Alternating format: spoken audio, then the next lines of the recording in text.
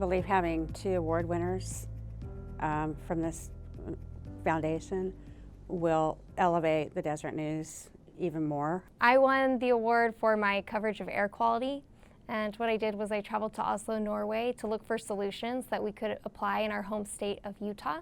The premise of my story was to connect readers to the critical research that goes on at the Idaho National Laboratory. I think we were so excited that we both were honored with this award in the same category. Writing about the Idaho National Laboratory was very difficult because I had to break it down in all these chunks. There's so much stuff that's going on up there, and for most people it's just this big place that nobody knows what's happening up there. And so what I had to do is like break it down in chunks and say, okay, how can I make this place relevant for our Utah readers? Because there's so much research that ties Idaho National Laboratory to what's going on in Utah, with a geothermal project playing out in the West Desert, to cell phone technology, cyber technology, nuclear technology. The Idaho National Laboratory was the place in the middle of a dry desert where they developed the nuclear submarine program. I mean, how cool is that? Yeah, I pitched this story as a solutions story. So the Solutions Journalism Network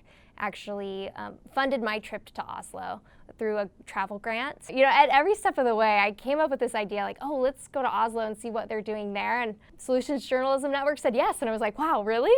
Like, this is a good enough idea? You're gonna support this? And then my editors decided to send a photographer with me. And once again, I was like, oh, really? Like, you guys are on board with this too? And went to Oslo, and the idea was to see some of the innovative things that they're doing there. There are some similarities between Oslo and Salt Lake City. Obviously, the politics are really different, and, you know, the makeup of the cities. You know, they have a similar problem, which is called inversion effect, where pollution gets trapped in a sort of bowl valley type geography. We are a regional paper. We're based in Salt Lake City, but we also want to have a national voice.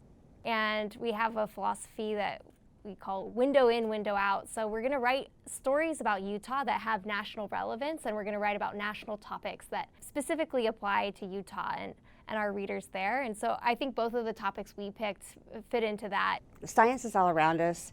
You just have to be open to exploring what makes it relevant for readers. I might add, it's a very humbling experience, and it's just overwhelming to be in this convention hall with all these brilliant people and to think that I'm part of it. It's been an overwhelming day for me today, but just entirely grateful to the foundation for their work in promoting science writing.